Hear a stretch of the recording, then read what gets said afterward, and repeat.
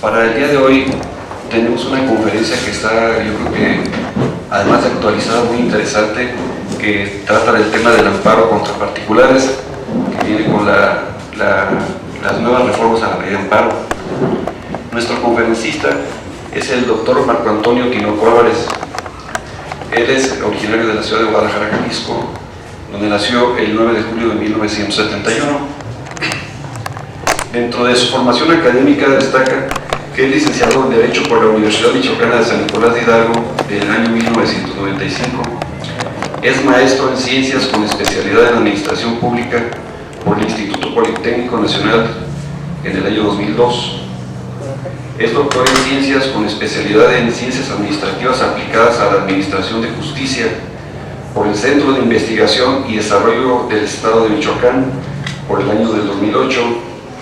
Y es doctor en Derecho por el Centro de Investigación y Desarrollo del Estado de Michoacán por el año del 2009. Nuestro conferencista tiene una serie de distinciones. Es miembro del Sistema Nacional de Investigadores con el nivel 1, del nivel 1 en CONACYT, México. Es miembro del Instituto Mexicano de Amparo, corporación en la cual además es secretario general y delegado para Michoacán del mismo instituto. Académico titular de la Academia Mexicana de Ciencias de Sistemas, Asociación Civil, académico fundador de la Ilustre Academia Iberoamericana de Doctores, Asociación Civil, en la cual además funge como secretario general. En cuestión de la docencia, es profesor decano de la Universidad de Derecho de la Universidad de La Salle, Morelia, profesor por oposición de la Facultad de Derecho de la Universidad Michoacana de San Nicolás de Hidalgo, profesor del Instituto Tecnológico y de Estudios Superiores de Monterrey, Campus Morelia. Ha sido profesor de la Universidad de Derecho de la Universidad Autónoma de Baja California, Universidad Arcos de Puerto Vallarta, Jalisco, en la Facultad de Derecho de la Universidad de Guadalajara, en la Universidad de Valle de Atemajac, en la Universidad de Durango y en diversas escuelas, facultades e institutos. Ha sido ponente y conferencista magistral en los segundo, tercero, cuarto, quinto y noveno Congresos Nacionales de Amparo. Ha sido ponente y conferencista en diversos congresos de Derecho, Ciencias y otras áreas afines en universidades del país y del extranjero.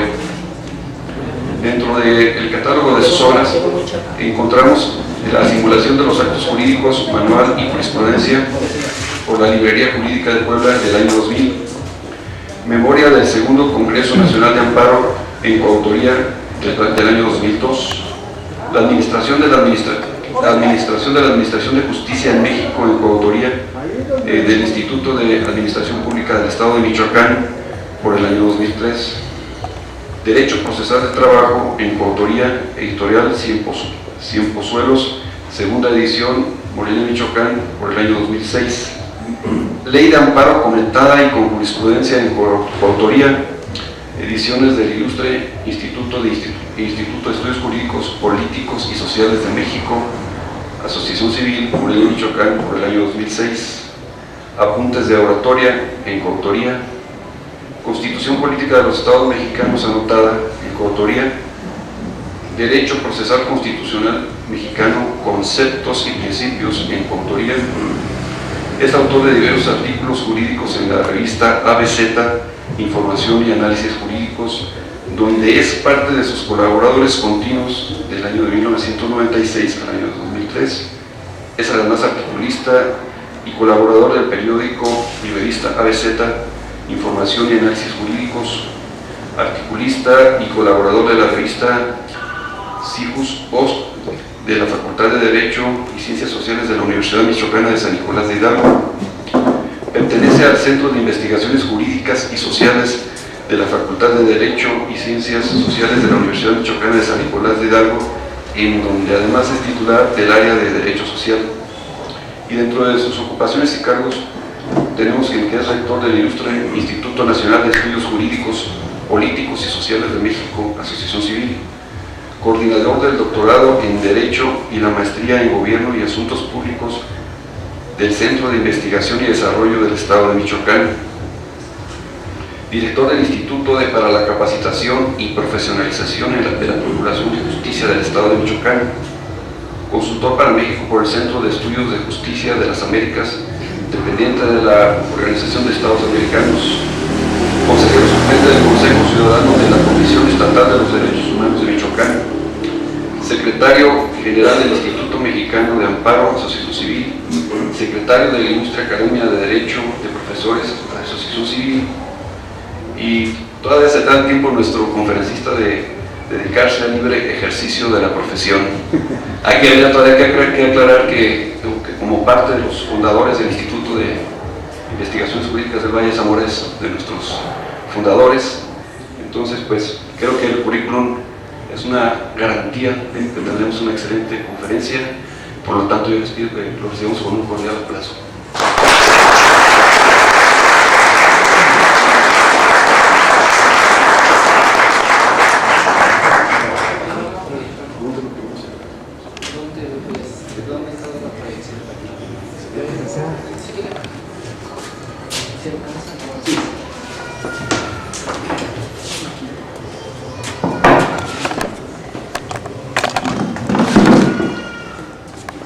Muy buenas tardes a todos por acompañarnos aquí en esta pequeña plática para el Instituto de Investigaciones Jurídicas, que se felicito a todos los que integran el Consejo Directivo y a los abogados que tuvieron la valentía para hacer una institución de excelencia en la región.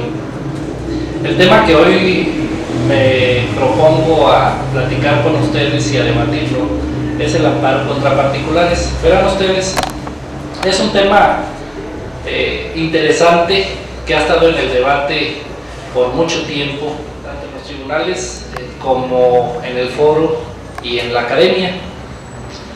El amparo contra particulares no tiene en realidad una connotación de que yo salga aquí a la calle y el abogado me discrimine y yo pueda acudir ante un tribunal a que me ampare y me defienda del acto que él cometió.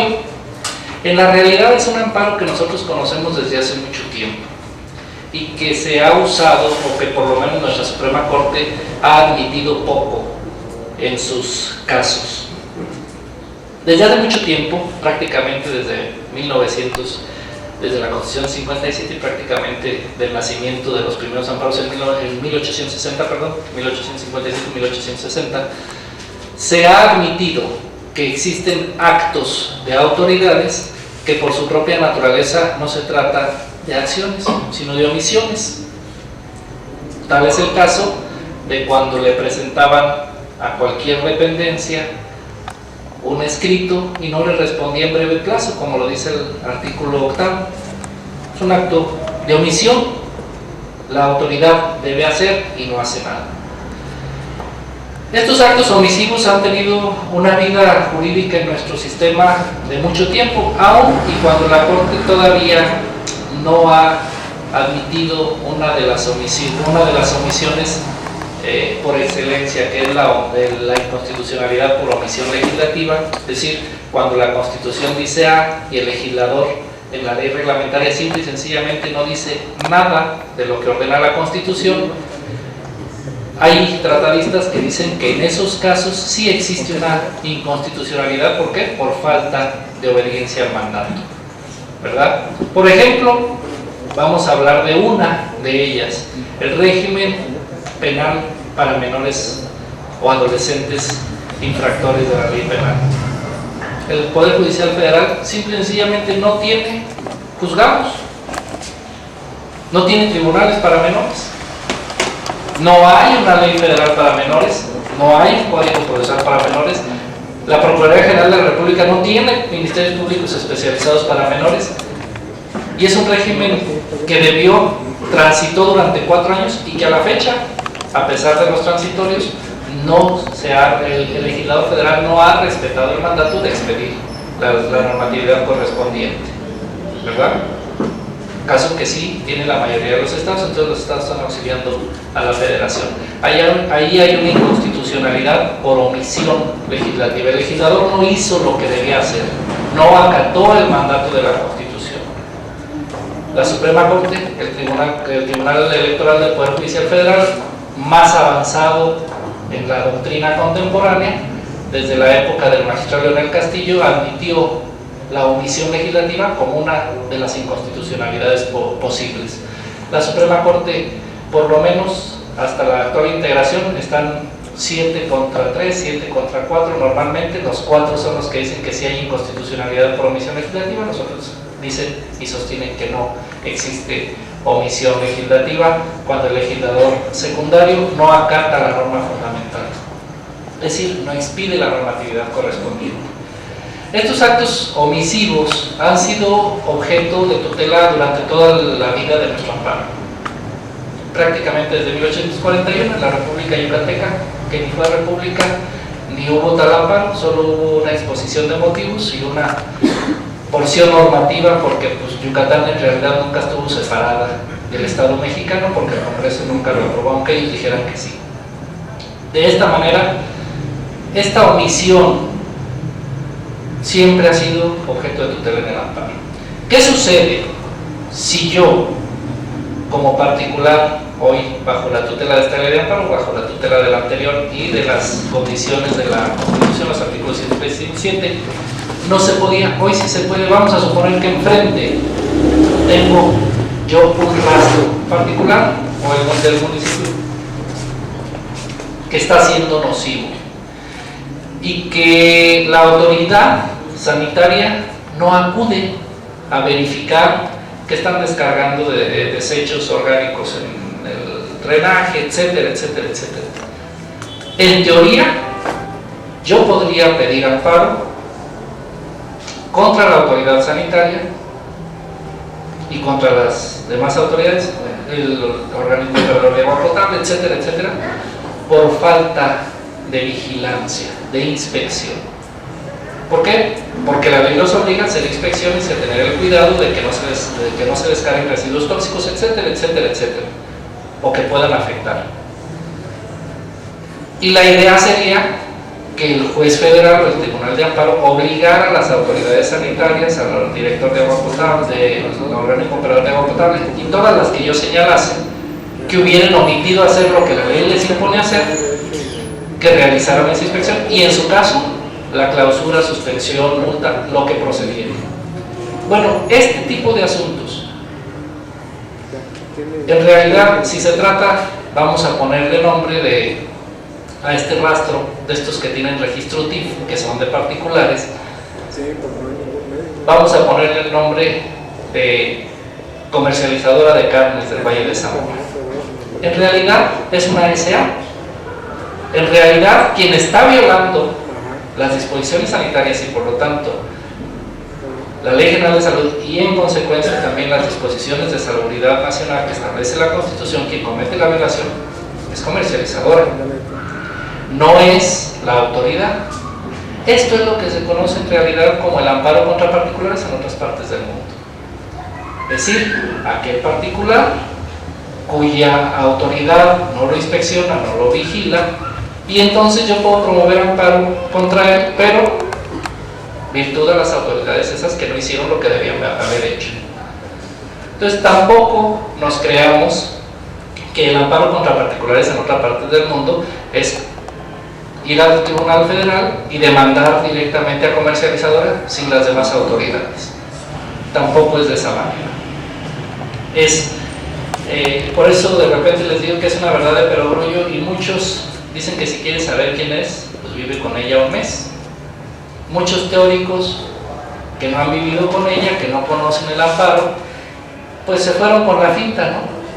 Y ahora hablan de que es una novedad el amparo contra particulares. La verdad es que lo hemos tenido desde 1857, en la medida en que lo he comentado.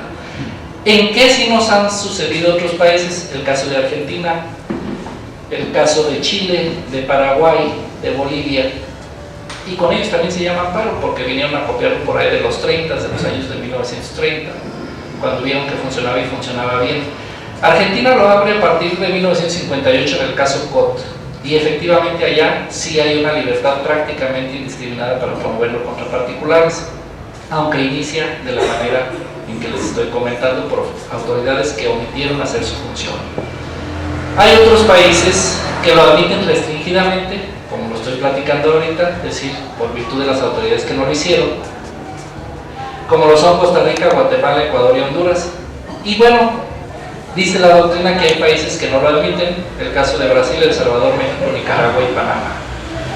Es una mentira porque ya vimos que nosotros sí tenemos amparo contra particulares y siempre lo hemos tenido. ¿Qué es lo que ha sucedido con nosotros? Este amparo contra particulares tiene como fundamento, la siguiente lámina, sí, como fundamento esto que le llamamos la teoría de la eficacia horizontal de los derechos fundamentales. Y la pregunta de los 64,000 pesos, diría el recién fallecido Pedro Ferriz en aquel programa, para quienes somos ya de determinada edad, los jóvenes obviamente no vieron ese programa,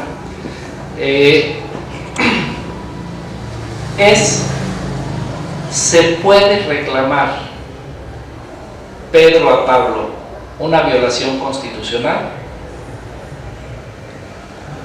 La respuesta, por lo menos de lo que nos enseñaron a nosotros en la escuela, es no. Entre Pedro y Pablo no pueden violar la Constitución. Eso es en teoría, pero la realidad es que sí podemos violar nosotros disposiciones constitucionales como particulares.